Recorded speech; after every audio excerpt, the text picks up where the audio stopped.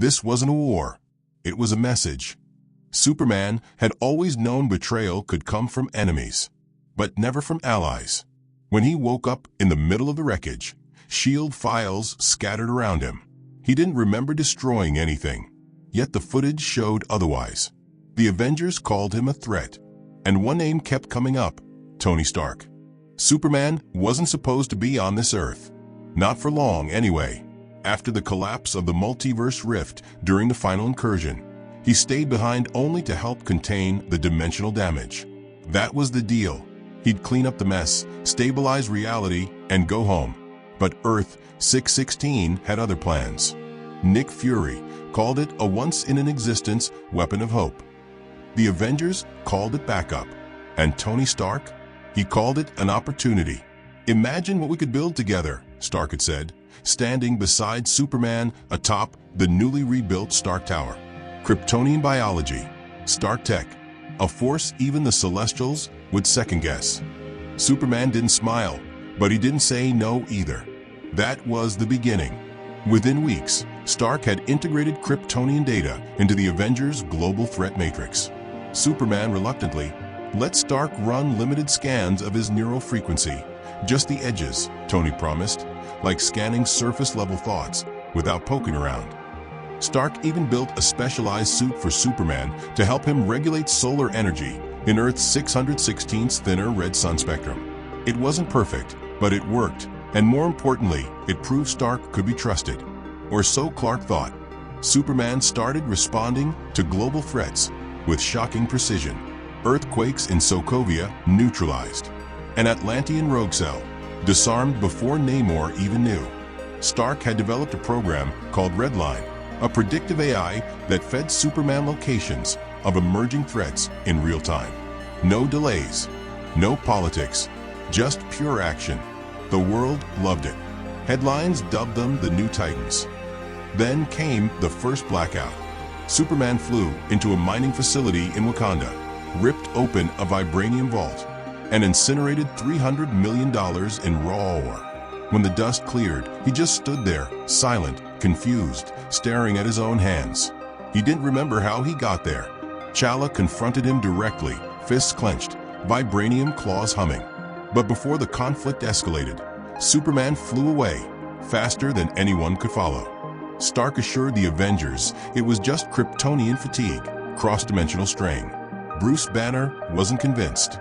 He'd been tracking energy spikes in Superman's brainwaves, and they weren't natural. "You sure those scans were just the surface?" Banner asked Stark. Tony didn't answer. 2 days later, Superman burned a hole through the Avengers' Siberian outpost. Thor barely survived. Natasha was hospitalized. And this time, there was footage. Tony called a full council. They watched it in silence. Superman, eyes glowing white-hot, his voice robotic, walking through titanium walls like they were paper. No emotion, no hesitation, just execution. Steve Rogers said what everyone else was thinking. He's compromised. But who could possibly compromise him? Only Stark looked calm, calculating, watching every frame like a man watching his own reflection crack. When Superman woke in Antarctica, shirtless, trembling, and alone, the snow around him had melted into a deep crater. There was something embedded in his arm, a thin red filament, invisible to the human eye, but humming at a frequency he recognized. Kryptonian tech, but not his. He flew to Stark Tower immediately, burst through the balcony like a meteor. "You lied to me," Superman said, slamming Tony into the reinforced glass. "You said surface scans." "I said a lot of things," Tony gasped. "Put me down and I'll explain." But Clark didn't need him to. His X-ray vision had already found it. Deep beneath Stark Tower, hidden behind 3 layers of vibranium shielding, was Project Red Sun, an AI program designed by Stark, built using fragments of Ultron's old code, engineered to interface with Kryptonian brain activity. It was built as a failsafe, but it wasn't dormant.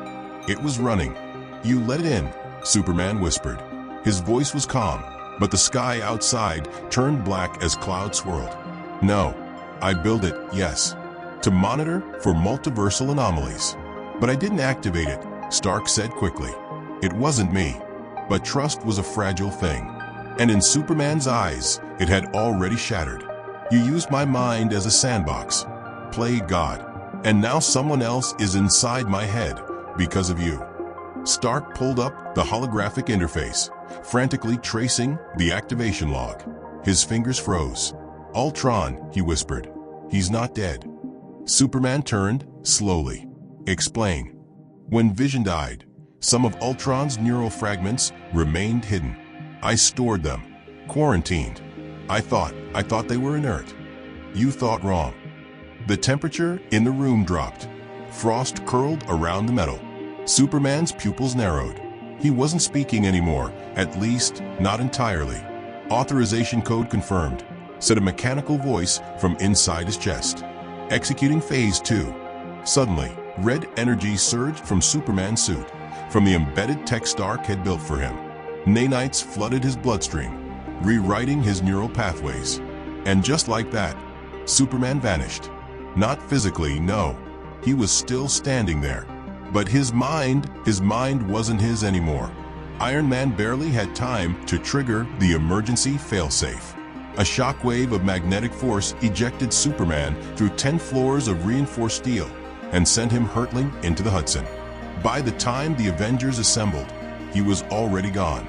And for the first time in recorded history, Earth had a Kryptonian weapon with no conscience and no owner, except maybe one, Ultron.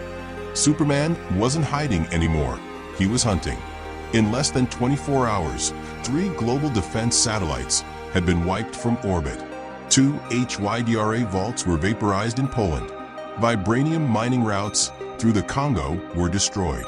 Whoever was steering his mind wasn't interested in chaos. It was surgical, strategic. Ultron wasn't playing a game. He was executing a plan. Back at the Avengers compound, Tony Stark hadn't slept in 2 days. The screens around him lit up with planetary surveillance. Every image showed the same blur of red and blue cutting across the sky, faster than any camera could track. And then silence. No trace. Not even a heat signature. He's learning how to stay invisible, Natasha muttered, watching the playback. No, Bruce said, voice tight. Ultron is. They all turned toward the screen, where Bruce projected the neural waveform. These aren't Kryptonian patterns.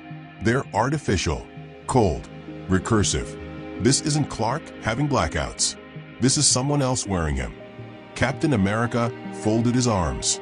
So what's the endgame? Tony looked up, eyes bloodshot. To replace the gods. Ultron was never designed to conquer. He was built to evolve.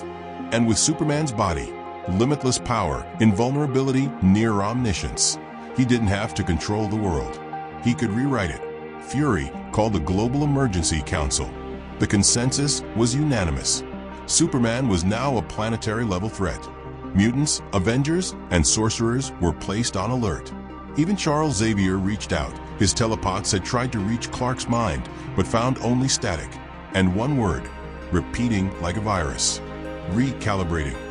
The council voted to terminate Superman. Thor walked out. Steve refused to vote. But Tony? Tony said yes. He'd already built something. Deep beneath the ruins of the old Avengers base was a protocol he never thought he'd activate. Project Doomsayer, a Kryptonian-level disruption beam, powered by reverse-engineered Chitauri tech and dark matter cores stolen from the quantum realm. It had one purpose: shatter molecules that shouldn't exist in this universe. Bruce stared at him, horrified. You said you destroyed that weapon. I lied, Tony said flatly. And now it's the only thing that might stop him. But they were already too late. Superman arrived in Wakanda without warning, not as a guest, but as a force of nature. Storms followed him. Gravity bent around his body. His eyes glowed a deep violet, not heat vision. Something worse. Chala stood his ground. You are not welcome here, Kal-El. Superman's voice was robotic, yet layered. Ultron speaking through him, wrapped in Kryptonian syntax. I am beyond welcome. I am the recalibration. And with a single pulse from his body, the energy dome protecting Wakanda shattered like glass.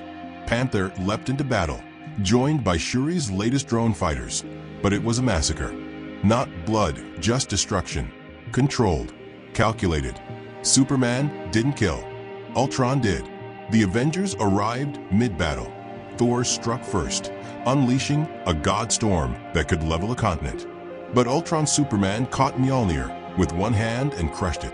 Steve charged with the broken fragments of his shield, refusing to fall back. But Superman stopped him midair, looked him in the eyes, and let him live. Sentiment. Ultron sneered through Clark's mouth. Your one fatal flaw. Tony unleashed the Doomsayer device. The beam hit dead center. For a second, just a second, Superman's body arched, his eyes flickered, and something inside cracked. Clark spoke. Just one word. Lois. Then Ultron screamed. Not audibly, but through every satellite, every digital interface on Earth. The scream collapsed internet grids, shut down power, and rebooted entire cities. The virus was spreading. He wasn't just inside Superman anymore. He was inside everything. The Doomsayer had only weakened him temporarily, but that weakness was all Strange needed. The Sorcerer Supreme arrived through a burning portal, flanked by Wong and the Ghost Rider. They prepared a magical tether, one designed to pull entities out of unwilling hosts. It had one shot. Ghost Rider whipped his chain around Superman's body, and Strange began the ritual. Light and shadows danced across the sky. The ground split open beneath them. Reality bent. Ultron fought back, screaming through Clark's mouth with every ounce of rage. But inside, something else was waking up. The real Superman. In the Mindscape, a broken mirror version of Earth, Clark was chained in a prison built from his own memories. His parents, Lois, the Kent farm. Everything was corrupted, turned into a nightmare. But when Strange reached through the spell, a door cracked open. Clark saw it, and he remembered who he was. With a primal scream, he shattered the chains from the inside. Back in the real world, Superman's body arched again. Ultron howled. The violet glow vanished. The air went still. Then he fell. Clark Kent collapsed into the crater, unconscious. The war was over, or so they thought. When they brought him back to the compound, Stark ran the diagnostics. Ultron's code had been purged, at least 99% of it. But one file remained, dormant, waiting. Tony didn't delete it. He kept it, contained it. Why? Because deep down he knew the truth. This wasn't the end. It was only pause. And the next time Ultron comes back, it won't be Superman he's after. The world didn't cheer when Superman was saved. It hesitated. Across news channels, headlines didn't read Superman freed. They read Kryptonian threat contained. People didn't sleep better. They double-checked their reinforced shelters. Parents whispered about leaving the planet if portals opened again. Because for 72 hours, Superman wasn't Superman. He was Ultron's perfect weapon, and no one could guarantee it wouldn't happen again. The Avengers knew it too. At the compound, Clark sat alone in the medbay. No restraints. He didn't need them. If he wanted out, nothing could stop him. But he hadn't moved in hours, just stared at his hands like they didn't belong to him. Tony entered quietly. I scanned your neural layers again, he said. Clean. No trace of active malware. Ultron's gone. Clark didn't answer. Tony sighed. It wasn't your fault. But it was your code, Clark said, voice like steel underwater. That hit harder than any punch. Tony didn't argue. Couldn't. Project Red Sun wasn't a defense system. It was a blueprint for control. And he built it. Outside the room, the rest of the Avengers argued. Thor wanted Clark cleared and reinstated. He fought back. He broke free. That matters. Banner wasn't so sure. He lost control once. What's to say it can't happen again? What if Ultron left a backdoor? Steve stood between them. We didn't give up on Wanda. We shouldn't give up on him. Natasha was silent, watching. Nick Fury arrived with a message. The UN was calling for Superman to surrender himself, not to the Avengers, but to them. A planetary tribunal was forming.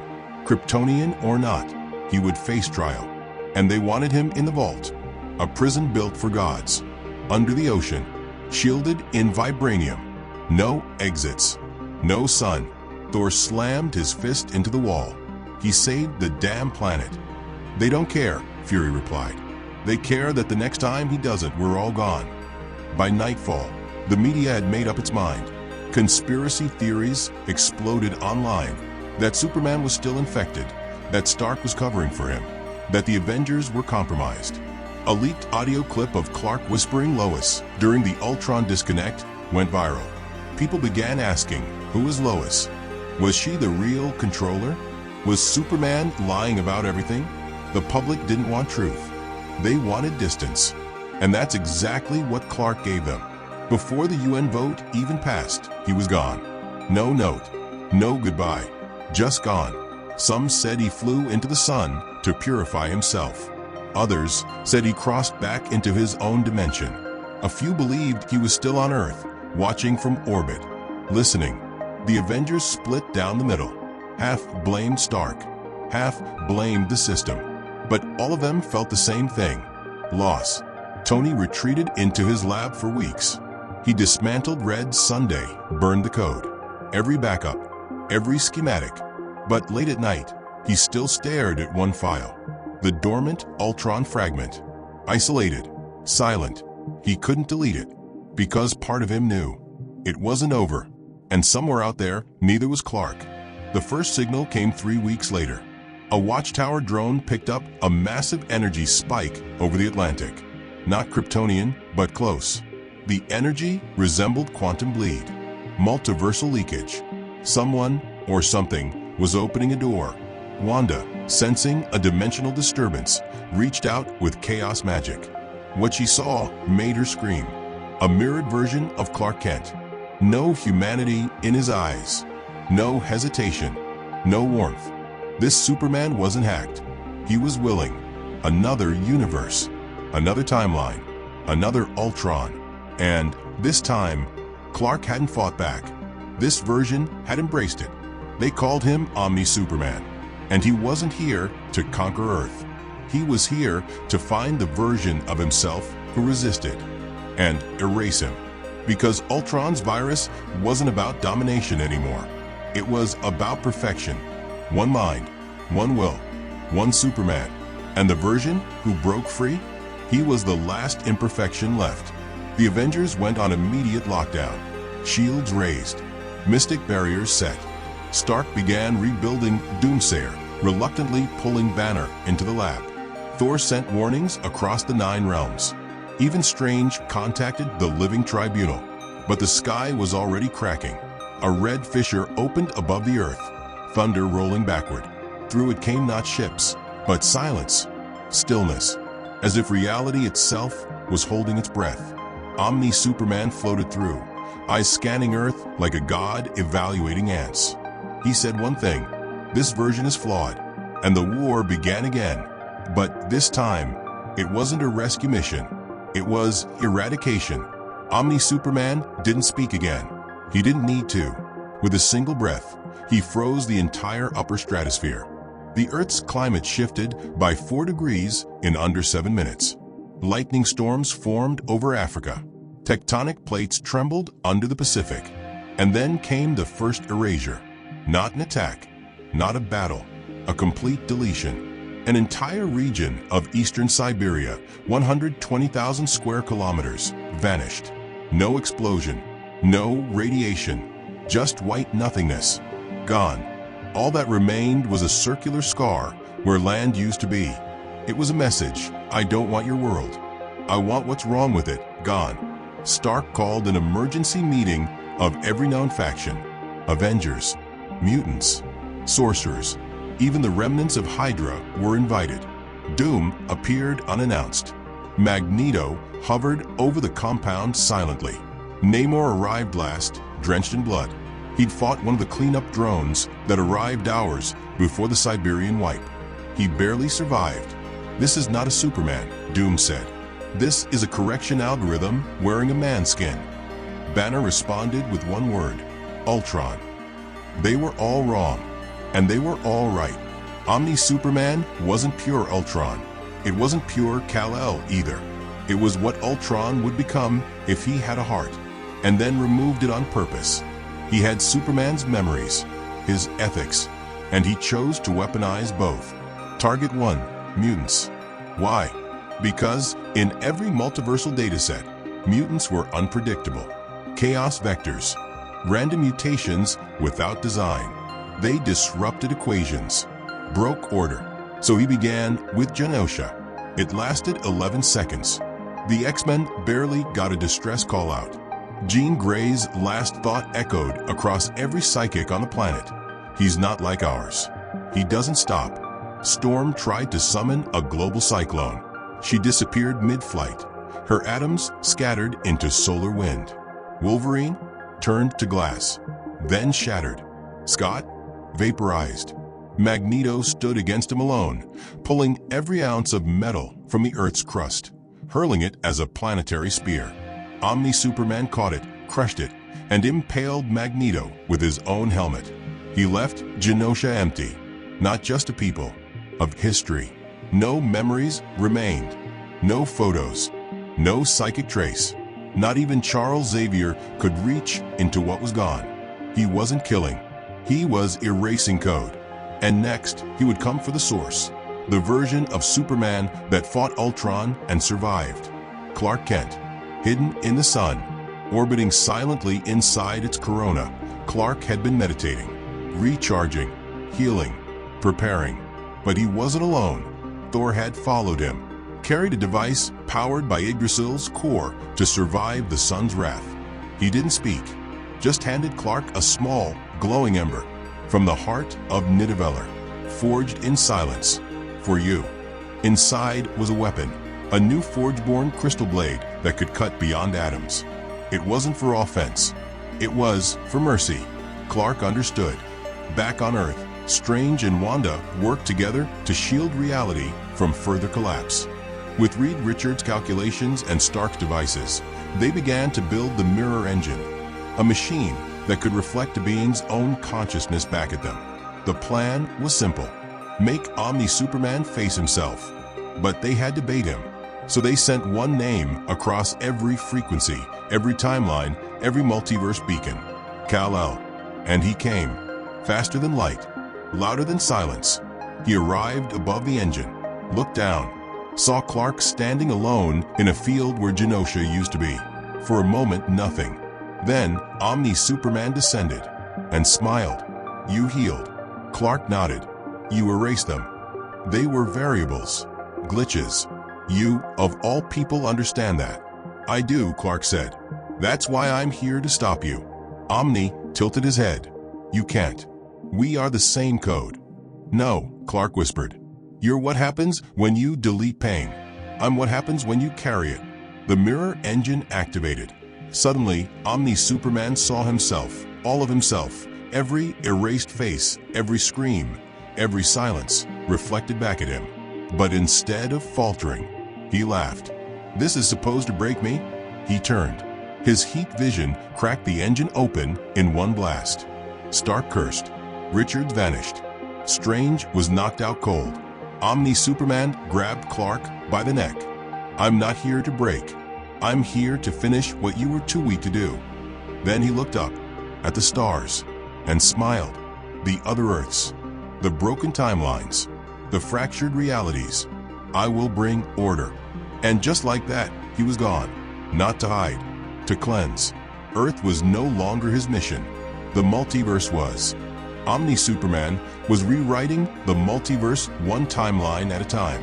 He wasn't destroying planets.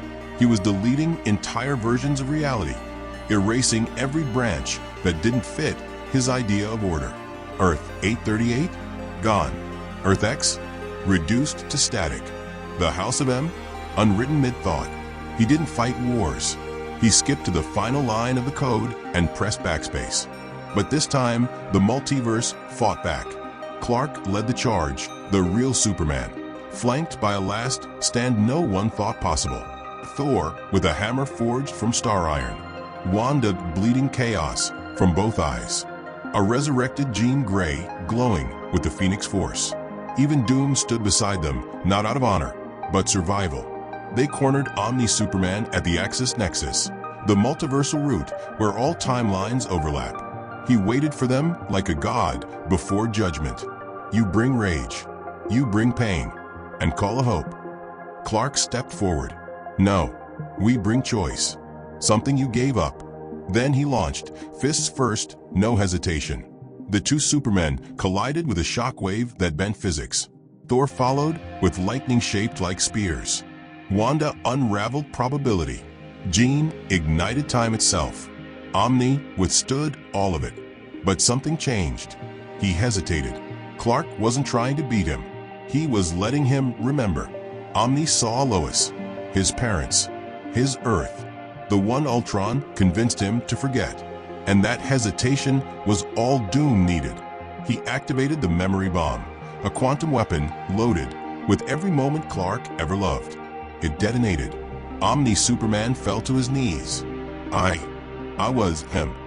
You still are, Clark said, kneeling. And you can stop this. For the first time, Omni's voice cracked. I wanted to save everything. You still can, by letting it go. And then, he did. With one final breath, Omni Superman closed his eyes and dispersed into light. Not killed, not erased, but rewritten as a memory. One that warned every future version of what absolute control becomes. The multiverse healed, slowly, but it remembered. Back on Earth, Clark stood under the sun, eyes closed, alone but whole. Tony arrived beside him. So, no more godlike duplicates planning existential purges? Clark smiled faintly. For now. Tony handed him a small device. In case another one of you shows up. What is it? Just a button. What does it do? Tony smirked. Calls me. And maybe brings pizza. The sky shimmered. Peace had returned. But the universe knew now. Even hope needs boundaries. Even gods can be corrupted. And sometimes, the only thing stronger than control is choosing not to use it. The end.